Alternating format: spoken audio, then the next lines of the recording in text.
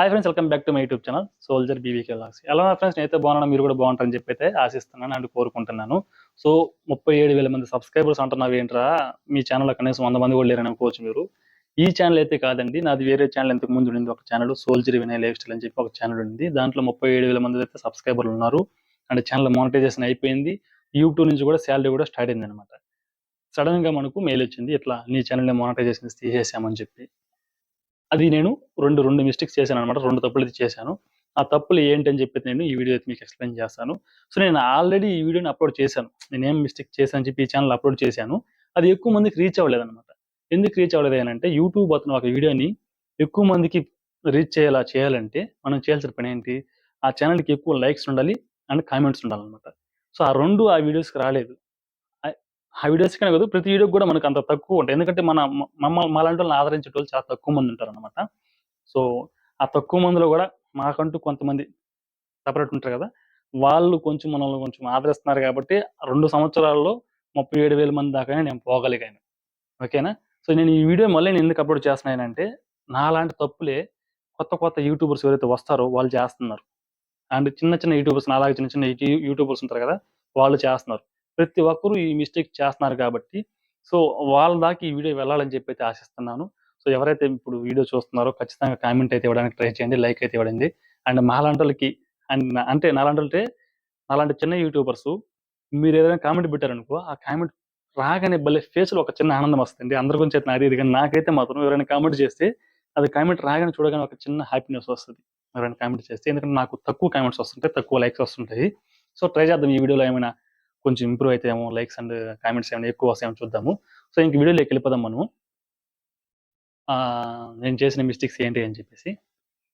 Channel name పెట్టి ఒక 2 సంవత్సరాలైంది ఆ ఛానెల్. 37,000 మంది సబ్‌స్క్రైబర్స్ వచ్చారు కదా! బాగా హ్యాపీగా ఉంది. ఇంకా మానిటైజేషన్ అయిపోయింది. అమౌంట్ కూడా స్టార్ట్ అయిపోయింది. మంచి హ్యాపీగా ఉన్నాను.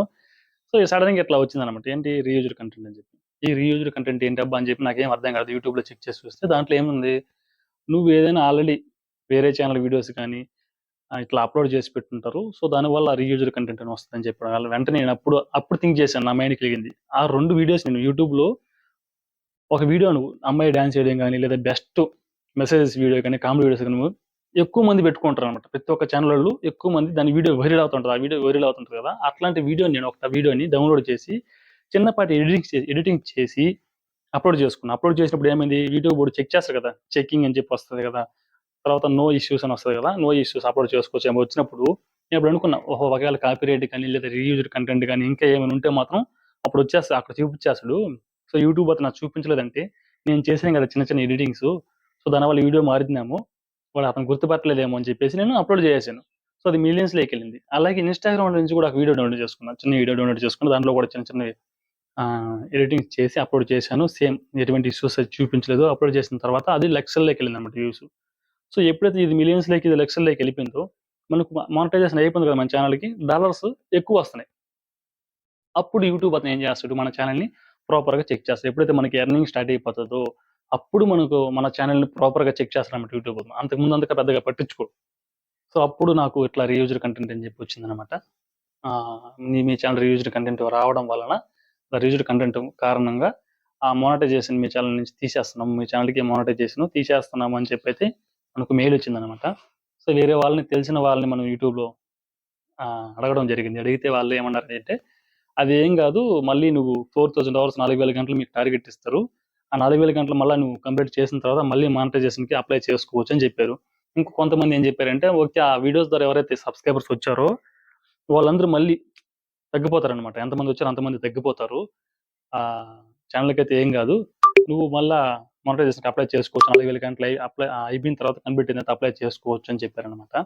సో, ఇట్లాంటి మిస్టేక్స్ ఏంటి అంటే కొత్త యూట్యూబర్స్, చిన్న యూట్యూబర్స్ చేస్తుంటారు. ఎందుకు?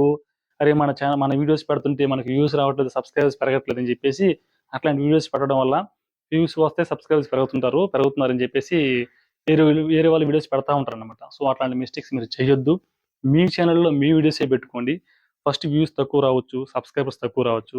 నీ సక్సెస్ అనేది నిదానంగా రావచ్చు. కానీ ఒకసారి సక్సెస్ అయ్యావనుకో మళ్ళా పడిపోయే పరిస్థితి ఉండదు. ఇట్లా వేరే వాళ్ళ వీడియోస్ ద్వారా పెట్టుకొని సక్సెస్ అయ్యావనుకో, ఆ సక్సెస్ అనేది ఎక్కువ రోజులు కొనసాగదు. తర్వాత నువ్వు మళ్ళా ఎక్కువ రోజులు వాళ్ళవి వీళ్ళవి పెట్టుకోలేవు గదా! తర్వాత కొద్ది రోజుల తర్వాత నీ వీడియోస్ నువ్వు పెట్టుకోవాలి. అప్పుడు నీ సక్సెస్ అనేది డౌన్ అయిపోతది.